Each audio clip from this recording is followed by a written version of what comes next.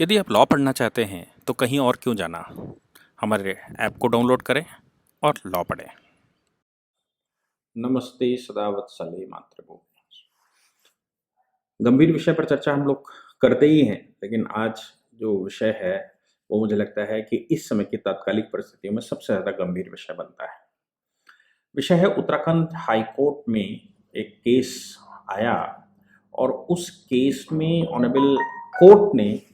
एक inquiry setup की। Case का नाम है Sameer Ali versus state of Uttarakhand. Honourable justice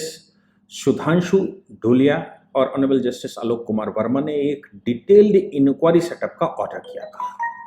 ये डिटेल इंक्वायरी सेटअप का जो ऑर्डर है, उस ऑर्डर को ध्यान में रखते हुए हम लोग एक चर्चा करने वाले हैं। और ये मामला है कन्वर्जन का, कि स्टेट के अंदर बहुत तेजी, उत्तराखंड में बड़ी तेजी से कन्वर्जन चल रहा है और कन्वर्जन को लेकर वहां पर कानून है, लेकिन कानूनों के होते हुए भी जो कन्वर्जन करवाने वाली अथॉरिटीज़ हैं या जो कन्वर्जन कराने वाले लोग हैं, वो सरकार को इन्फॉर्म नहीं करते, डिस्ट्रिक्ट मजिस्ट्रेट को इन्फॉर्म नहीं करते, जो उनका दायित्व बनता है उन कानूनों में। एंटी कन्वर्जन का ये जो मामला उत्तराखंड का आया है, इस मामले में हुआ क्या कि एक हिंदू लड़की और मुस्लिम लड़का और एक मुस्लिम लड़की और हिंदू लड़का,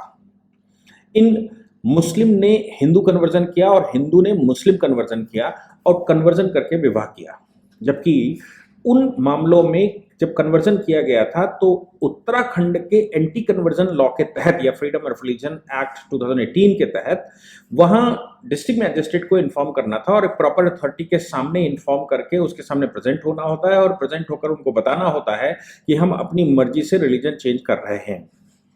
मामला जब ये विवाह नलिफाइड है या विवाह ठीक है, ये मामले को लेकर गया कोर्ट में, तो कोर्ट ने पहले एक ऑर्डर किया कि चूंकि कन्वर्जन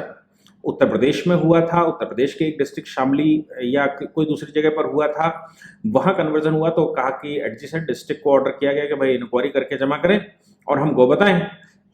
कल का जो ऑर्डर है, उस ऑर्डर में ऑनरेबल कोर्ट ने डिस्ट्रिक्ट मैजिस्ट्रेट को ऑर्डर किया है कि इस पर डिटेल्ड इंक्वायरी लेकर आइए, इंक्वायरी करिए और डिटेल इंक्वायरी हमारी अदालत में जमा करिए। हम लोगों को एजुकेट करना चाहते हैं, उनको बताना चाहते हैं कि कैसे कन्वर्जन किया जाता है या कन्वर्जन वैलिड कब है, इनवैलिड कब है। ये सारा खेल चल रहा था और वो शादी के पर्पज से है। हमको सबको मालूम होगा कि ऑनरेबल सुप्रीम कोर्ट के दो बड़े जजमेंट हैं इस मामले में, जिसमें ऑनरेबल सुप्रीम कोर्ट ने लिली थॉमस और दूसरा सरला मुदगल के जजमेंट में कहा था कि कोई भी conversion for the purpose of marriage ठीक नहीं है और ऐसा कोई भी कन्वर्जन स्वीकार नहीं किया जा सकता, इसको वैलिड कन्वर्जन नहीं कहते। लेकिन कल हम सब जानते हैं कि योगी आदित्यनाथ जी की सरकार ने उत्तर प्रदेश में लव जिहाद को लेकर एक कानून पास किया है, कन्वर्जन को लेकर कानून का ऑर्डिनेंस जारी किया। उससे पहले इलाहाबाद हाई कोर्ट ने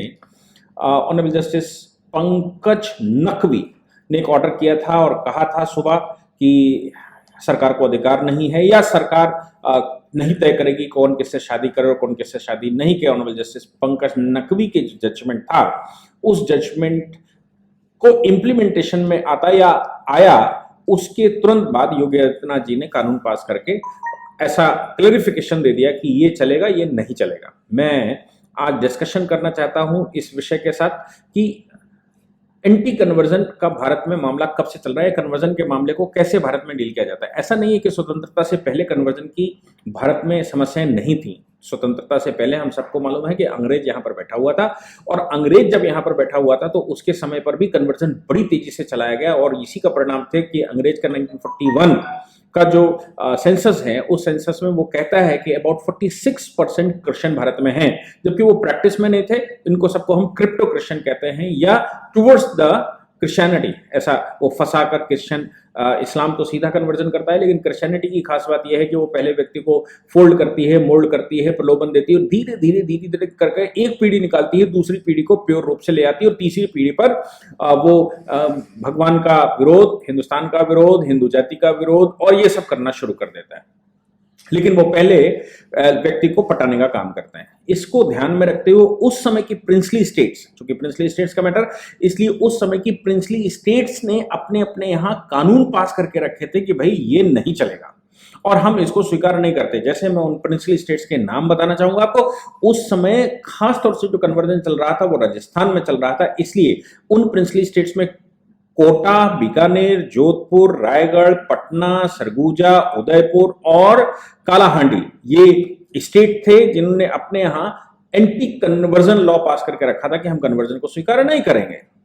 स्वतंत्रता के बाद हमारे देश में कन्वर्जन की एक बड़ी संभावना आई और कन्वर्जन को लेकर भारत में बहुत कुछ चल रहा था, लेकिन उस समय भारत सरकार में के ही कुछ सांसदों ने 1954 में एक बिल रखा था पार्लियामेंट में। वो बिल इसलिए नहीं टिक पाया क्योंकि उस समय के प्रधानमंत्री नेहरू जी ने उसका विरोध कर दिया था। इस कानून का नाम था Indian conversion regulation and registration bill 1954। लेकिन वो मेजॉरिटी उस बिल के मेजॉरिटी सपोर्ट उसने ले लिया था, लेकिन मेजॉरिटी सपोर्ट होने के बावजूद लोअर हाउस में वो फेल हो गया था। क्यों? क्योंकि लोअर हाउस में मेंबर्स ने उसको रिजेक्ट कर दिया था और नेहरू जी ने उसका विरोध कर दिया था, नेहरू जी ने उसको मना कर दिया था। ये कानून फिर से नॉन इंडियन रिलीजन, यानी कि ये उस समय नया कानून 1960 में एक और लाया गया, backward communities religion protection act bill 1960। Bill मैं इसलिए कह रहा हूं क्योंकि कभी ये कानून बन नहीं पाए, उस समय विरोध हो गया था। और इस कानून की सबसे खास बात यह थी कि किसी भी हिंदू जो हिंदुस्तान का रहने वाला है, किसी भी हिंदू को नॉन इंडियन रिलीजन में कन्वर्ट होने से रोका गया था। नॉन इंडियन रिलीजन मतलब अगर आपको कन्वर्ट होना है तो इंडियन रिलीजन में ही कन्वर्ट होइए, जो बाबा साहेब अंबेडकर के अपने ओरिजिनल विचार थे। मैं आपको बताता हूं कि बाबा साहब अंबेडकर जिस समय उन्होंने बौद्ध संप्रदाय को स्वीकार किया, उस समय दत्तोपंत ठेंगड़ी जी के एक बहुत बड़े प्रचारक थे, दत्तोपंत ठेंगड़ी जी उनकी सेवा में थे। ठेंगड़ी जी ने उनसे पूछा कि आपने ये कन्वर्जन, देश में कन्वर्जन एक बड़ी समस्या है और देश लड़ रहा है कन्वर्जन से, फिर भी आपने कन्वर्जन कर लिया। तो बाबा साहब अंबेडकर का कहना था कि हमने इंडियन रिलीजन में कन्वर्जन किया है, हमने किसी विदेशी रिलीजन में कन्वर्जन नहीं किया है, इसलिए हमने केवल कमरा चेंज किया है, हमने घर चेंज नहीं किया है और इससे कोई प्रभाव नहीं पड़ता। चूंकि बौद्ध भारतीय रिलीजन है, जैन भारतीय रिलीजन है, सिखिज्म भारतीय रिलीजन है, या बहुत सारे प्रकार के भारतीय रिलीजन भारत में हो सकते हैं जो सभी के सब हिंदू के डेफिनेशन में आते हैं। इसलिए बाबा साहब का कहना था कि हमने जो कन्वर्जन किया है वो कन्वर्जन हमने जो जातिवाद का जहर है उस जहर के खिलाफ किया है, ना कि हमने अपने देश की जो ओरिजिनल रिलीजन्स हैं उनके विरुद्ध किया है। इसलिए इस एक्ट में जो Indian conversion regulation and registration bill के बाद आया, जिसका नाम था बैकवर्ड कम्युनिटीज बिल 1960, इसमें यह कहा गया था और मेन एम था नॉन इंडियन रिलीजन्स में कन्वर्जन नहीं किया जा सकता। अगर किसी को कन्वर्ट करना है तो वो इंडियन रिलीजन में ही कन्वर्ट करे। अब इस बिल में ही ये क्लैरिफाई किया गया था कि भारतीय रिलीजन कौन कौन से हैं। उन्होंने कहा कि इस्लाम, क्रिश्चियनिटी, जुडाइज्म और जोरस्ट्रियन, यानी कि ईसाई, पारसी, मुसलमान और यहूदियों को छोड़कर भारत में जो कोई भी रिलीजन है वो भारतीय रिलीजन है। इन चार को इसमें से बाहर निकाला गया था, यानी कि इन चार रिलीजन्स में कन्वर्जन नहीं हो सकता, बाकी किसी में भी कन्वर्जन हो सकता है। लेकिन यह बिल भी उस समय नेहरू जी की दखलंदाजी की वजह से गिरा दिया गया और इसको भी पार्लियामेंट से पास नहीं। मैं आपको बता दूं कि 1954 या 1960 का ये बिल अगर पास हो जाता तो उस समय हिंदुस्तान में कोई किसी प्रकार का कोई कॉन्फ्लिक्ट नहीं था, क्योंकि सारी की सारी जो अदर रिलीजन्स हैं other than the Indian religions वो सब माइनॉरिटीज में थे और उनके पास चॉइस थी। जैसे इस्लाम की अगर हम बात करते तो उनके पास चॉइस थी कि वो पाकिस्तान चले जाएं अगर वो इस बिल को स्वीकार नहीं करते, क्योंकि उनके लिए तो पाकिस्तान का निर्माण हो चुका था। परंतु उस समय नेहरू जी ने 1954 का बिल भी पास करने से मना कर दिया, 1960 का बिल भी पास करने से मना कर दिया। इसके बाद इंदिरा गांधी जब सत्ता में बैठी तो फिर एक बिल आया जिसका नाम था फ्रीडम ऑफ रिलीजन बिल 1979, और फ्रीडम ऑफ रिलीजन बिल 1979 भी पार्लियामेंट से पास नहीं हो पाया था। क्यों? क्योंकि उस समय इंदिरा गांधी ने और उनके लोगों ने विरोध कर दिया था।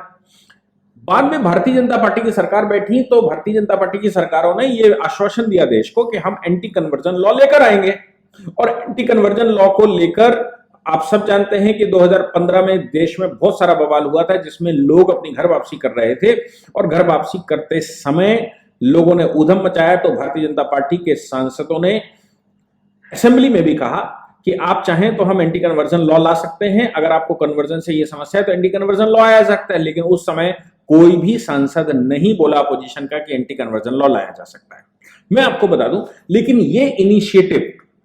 मोदी जी ने अपने प्रदेश में किया था जिस समय वो उस प्रदेश के मुख्यमंत्री थे। ऐसे कई एक स्टेट हैं जिन्होंने अपने अपने यहां इन बिलों को, इस तरह के कानून पास किए थे स्टेट लेवल पर। मैं आपको उनके नाम बताना चाहता हूं कि उन 8 जो राज्य उस हैं जिन्होंने ये पास किया, वो है अरुणाचल प्रदेश, उड़ीसा, मध्य प्रदेश, छत्तीसगढ़, गुजरात, हिमाचल प्रदेश, झारखंड और उत्तराखंड। इन राज्यों ने अपने अपने स्टेटों में इस तरह के कानून पास करके रखे हैं कि उनके यहाँ कन्वर्जन नहीं हो सकता। मैं इसलिए इस बात को कह रहा हूं क्योंकि कन्वर्जन को लेकर उत्तराखंड का ही मामला है जिसको इलस्ट्रेशन रखकर हम लोग कह रहे हैं। मैं आपको बता दूं, उड़ीसा में एक गेम खेला गया और उड़ीसा में गेम ये खेला गया कि वहां एक स्वतंत्र पार्टी की सरकार थी जिसने ये कानून सबसे पहले 1967 में पास किया था। स्वतंत्र पार्टी की सरकार बनने के बाद उन्होंने एंटी कन्वर्जन लॉ पास किया, लेकिन स्वतंत्र पार्टी की सरकार गिरने के बाद कांग्रेस ने उस कानून को पलटा तो नहीं, अगले साल उनकी कांग्रेस की सरकार बनी, पलटा तो नहीं, लेकिन वो कानून जब हाईकोर्ट में चैलेंज हुआ तो सरकार के जो एडवोकेट खड़े हुए उन्होंने उस पर विरोध करने से मना कर दिया। क्यों? क्योंकि क्रिश्चियन कम्युनिटी ने कहा था कि conversion is a part of Christian religion, यानी कि जो ईसाई संप्रदाय है उसकी मेन प्रैक्टिसेस में कन्वर्जन और प्रचार है,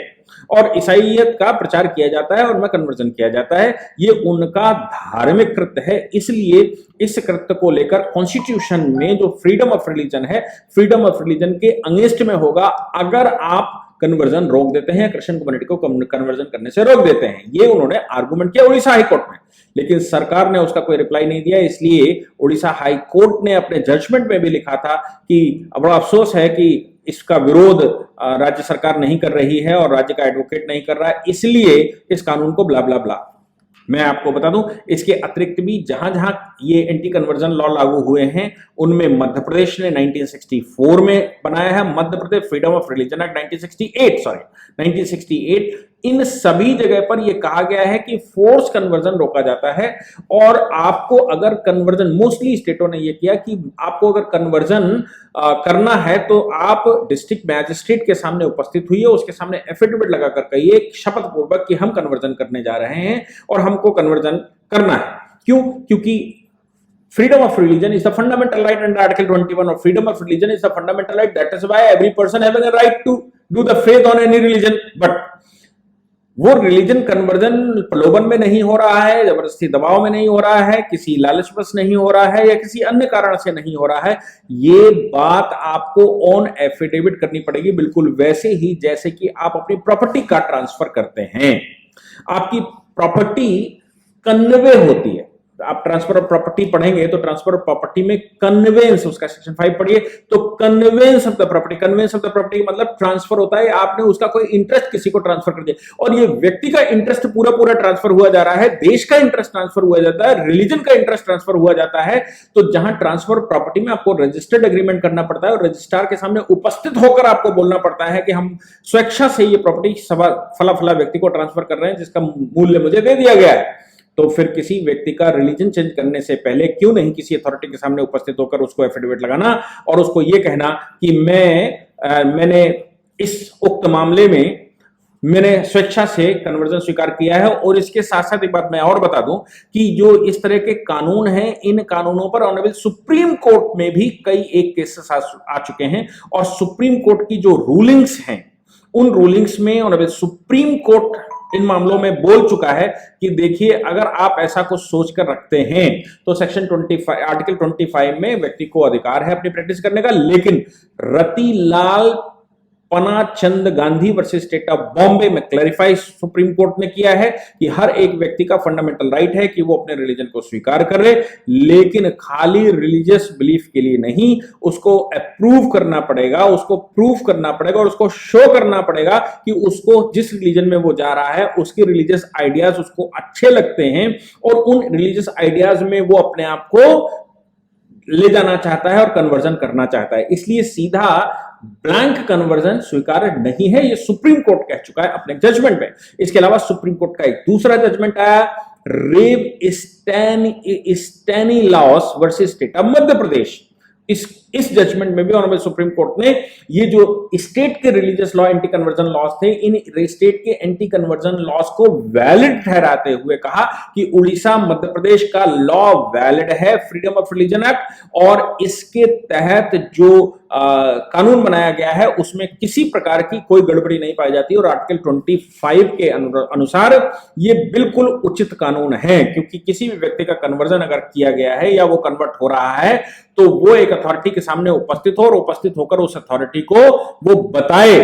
कि मैं जो कन्वर्जन कर रहा हूं इसमें किसी प्रकार का कोई लोभन या दबाव नहीं है, मैं अपनी इच्छा से सिर्फ रिलीजियस पर्पस के लिए ही रिलीजन बदल रहा हूं, क्योंकि मेरे अंतरात्मा फला जो नया रिलीजन है उस रिलीजन के लिए तड़प रही है, इसलिए मैं उसके साथ जाना चाहता हूं, ना कि विवाह के पर्पस से, ना कि धन के पर्पस से, ना ही किसी लालच में, ना ही कोई प्रलोभन में, और ना ही किसी दबाव या किसी अन्य कारण से। मैं ऊपर वाले की इबादत अपनी इच्छा से इस माध्यम से करना चाहता हूं, इसलिए मैं जाना चाहता हूं, इसलिए ऑनरेबल सुप्रीम कोर्ट ने भी इसको सही ठहराया। उत्तराखंड हाई कोर्ट ने जो एक डिटेल्ड इंक्वायरी का ऑर्डर किया है, मुझे लगता है कि साधुवाद है, इसके बाद कुछ अच्छा हो सकता है। और उत्तर प्रदेश में छोड़ दीजिए, जिस प्रकार केंद्र में इस प्रकार के कानून पास करने की व्यवस्था चली थी, राज्यों ने अपने यहां किए हैं, मोदी जी ने अपने यहां 2003 में इस तरह का कानून बनाया था, मुझे लगता है कि आज की तारीख में सेंट्रल लेजिस्लेटिव असेंबली को इस पर कानून बनाना चाहिए और एंटी कन्वर्जन लॉ, इन 8 स्टेटों के जो एंटी कन्वर्जन लॉज हैं इनको ध्यान में रखते हुए, इनकी कुछ अच्छाइयां निकालते हुए केंद्रीय पार्लियामेंट में इसको पास कर लेना चाहिए। और ये स्टेटमेंट भी केंद्र सरकार का था या बीजेपी का, अपने मैनिफेस्टो में कन्वर्जन को रोकेंगे ऐसा उनका मैनिफेस्टो भी था, इसलिए ये बीजेपी सरकार की भी जिम्मेदारी बनती है कि वो केंद्र में आकर अपने मैनिफेस्टो का जो कार्य है वो पूरा करें। लेकिन जो उत्तराखंड या सरकारों ने जो इस समय किया है वो सारी मोस्टली बीजेपी की सरकारें हैं और वो स्टेट लेवल पर कर रहे हैं। मोदी जी ने भी स्टेट लेवल पर ऐसे ही किया था। मैं उनको सबको साधुवाद देता हूं। Thank you very much. इस पूरी ऑर्गेनाइजेशन को चलाने के लिए आप नीचे डिस्क्रिप्शन से हमारे ऐप को डाउनलोड कर सकते हैं, जिससे कि लॉ स्टूडेंट्स को, लॉयर्स को और आम आदमी जो लॉ जानना चाहता है वो पेड क्लासेस का लाभ ले सकता है।